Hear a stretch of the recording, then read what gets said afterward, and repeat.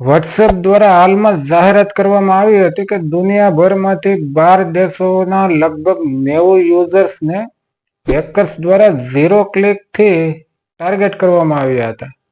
વોટ્સએપનો ઉપયોગ આજે દરેક ક્ષેત્રમાં બહુ મોટા પ્રમાણમાં થઈ રહ્યો છે. આથી હેકર્સ દ્વારા એને વધુ ટાર્ગેટ કરવામાં આવી રહ્યો છે. ડિજિટલ દુનિયામાં આજે ઘણી સ્કેમો થઈ રહી છે અને આ પછી નવા રસ્તાઓ પણ શોધવામાં આવી રહ્યા છે. 0 ક્લિક હેક એ એક નવો સ્કેમ જ છે. વોટ્સએપ દ્વારા આ વિશે લોકોને જણાવવામાં આવ્યું છે કે ઇઝરાયલની કંપની પેરાગોન સોલ્યુશન દ્વારા બનાવવામાં આવેલો એન્ડાસ સ્પાયવેરનો ઉપયોગ કરીને વોટ્સએપ એકાઉન્ટને હેક કરવામાં આવ્યા હતા.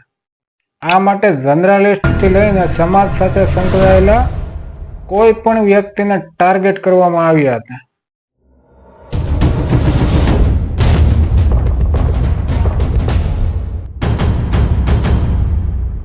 શું છે 0 ક્લિક હેક? જેવું નામ છે તેવું જ તેનું કામ છે. 0 ક્લિક હેકિંગ એ એક સાયબર એટેક છે કે જેમાં હેકર્સ કોઈ પણ રીતે યુઝર સાથે સંપર્ક કર્યા વગર વોટ્સએપ એકાઉન્ટને હેક કરે છે. મોટા ભાગના એટેકમાં યુઝર દ્વારા ક્લિક કરવામાં આવે છે અથવા તો કોઈ પણ રીતે યુઝર્સને સંપર્ક કરવામાં આવે છે અને ડિવાઇસને એક્સેસ કરવામાં આવે છે. જોકે અહીં યુઝર્સ સાથે કોઈ પણ જાતનો સંપર્ક કરવામાં નથી આવતો. 0 ક્લિકમાં હેકર્સ ડિવાઇસના સોફ્ટવેરની નબળાઈનો ઉપયોગ કરે છે. એમાં messaging apps, email client, multimedia function જેવી ઘણી બાબતોનો સમાવેશ થાય છે. આ માટે હેકર્સ એક મેલિશિયસ ડોક્યુમેન્ટને યુઝર્સના ડિવાઇસમાં મોકલે છે.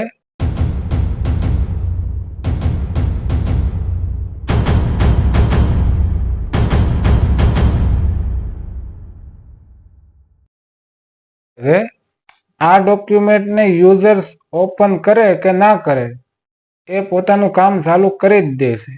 હેકર્સ દ્વારા વોટ્સએપ યુઝર્સના એકાઉન્ટને હેક કરવામાં આવ્યું છે. આ ખૂબ જ એક ખતરનાક સાયબર એટેક છે. આ માટે ડિવાઇસને મેસેજ એપ દ્વારા ટાર્ગેટ કરવામાં આવી હતી. આ હેકમાં યુઝર્સને એક પણ ક્લિક કરવાની જરૂર નથી. યુઝર્સના ઇનપુટની જરૂર ન હોવાથી એને 0 ક્લિક હેક તરીકે ઓળખવામાં આવે છે. આ પ્રકારના હેકિંગને રિમોટ હેકિંગ પણ કહેવામાં આવે છે. મેસેજિંગ એપમાં નબળાઈ હોવાના કારણે તેને વધુ ટાર્ગેટ કરવામાં આવે છે. હેકર્સ દ્વારા યુઝરને આ ફાઇલ જ્યારે સેન્ડ કરવામાં આવે છે ત્યારે ઓપરેટિંગ સિસ્ટમ અથવા તો એપ્લિકેશન એને કોઈ પણ પ્રકારની પરવાનગી વગર એક્સેસ કરે છે. આ ફાઇલને પ્રોસેસ કરવાથી હેકર્સને યુઝર્સના પર્સનલ ડેટા જેવા કે મેસેજ, કોલ્સ, ફોટા, માઇક્રોફોન અને કેમેરાની પરવાનગી વગર મળી જાય છે. આથી હેકર્સે તેમની તમામ જોઈતી માહિતી યુઝર્સ પાસેથી તેમની જાણ બહાર મેળવી લે છે. વોટ્સએપ દ્વારા કહેવામાં આવ્યું છે કે તેઓ તેમનાથી બનતા પ્રયત્ન કરી રહ્યું છે. તેમ છતાં વોટ્સએપ દ્વારા પેરાગોન સોલ્યુશન કંપની આ માટે લેટર પણ મોકલવામાં આવ્યું છે. જોકે યુઝર્સે પણ તેમની જરૂરી સાવચેતી પોતાએ જ રાખવી પડે. 0 ક્લિક હેકિંગ અટકાવવું મુશ્કેલ છે. તેથી યુઝર્સે સતત એપ્લિકેશનને અપડેટ કરતું રહેવું જોઈએ. નવી અપડેટના કારણે નવા ફીચર્સ સાથે એપ્લિકેશનમાં જે નબળાઈઓ હોય તેને દૂર કરવામાં આવે છે. આ સાથે જ મોબાઈલની ઓપરેટિંગ સિસ્ટમને પણ ઓટો અપડેટમાં રાખવી જોઈએ, જેથી કરીને નવી અપડેટ આવે કે તે ઓટોમેટિક ઇન્સ્ટોલ થઈ જાય.